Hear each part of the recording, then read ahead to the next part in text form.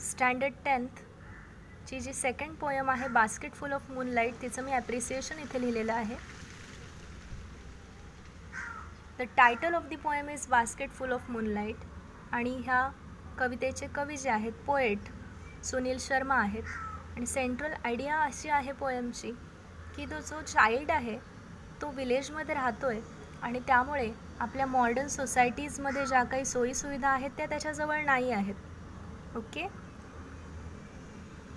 आणि ही poem free वर्समध्ये लिहिलेली आहे, म्हणजेच ह्याच्यामध्ये राईम स्कीम नाही आहे.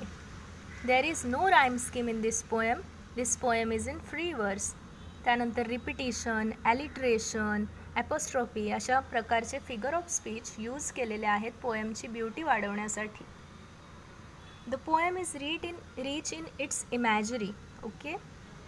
The child word portrait of the child who desires to light the dark path to his village with moonlight will always remain in our memory.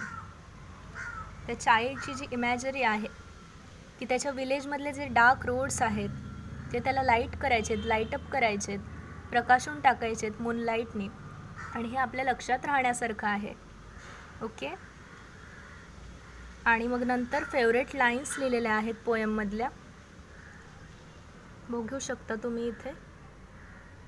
My favourite lines, 2 favourite lines लिहिल्यात. अशा प्रकारे तुम्ही पोएमचं appreciation करू शकता आणि एक्झाममध्ये चांगले marks score करू शकता. बिकॉज हा क्वेश्चन जो असतो ना हा खूप इम्पॉर्टंट आहे. All the questions are important, but ह्या क्वेश्चनमध्ये ना तुम्हाला हातचे मार्क मिळत असतात. तुम्हाला पोएमबद्दल माहिती पाहिजे, पोएम कोणी लिहिली, त्याचे पोएट कोण आहेत आणि पोएममध्ये कोणते फिगर ऑफ स्पीच आलेले आहेत, त्यानंतर त्या पोएमची सेंट्रल आयडिया, त्याची कल्पना काय आहे आणि तुमच्या आवडलेल्या लाईन्स. अशा प्रकारे तुम्ही फिगर ऑफ स्पीच लिहून मार्क्स गेन करू शकता. आणि हा क्वेश्चन अजिबात सोडायचा नाही आहे, खूप इझी असतो, करूनच यायचं आहे आणि मस्त सुंदर हँडरायटिंगमध्ये लिहायचं आहे. So, thank you for watching.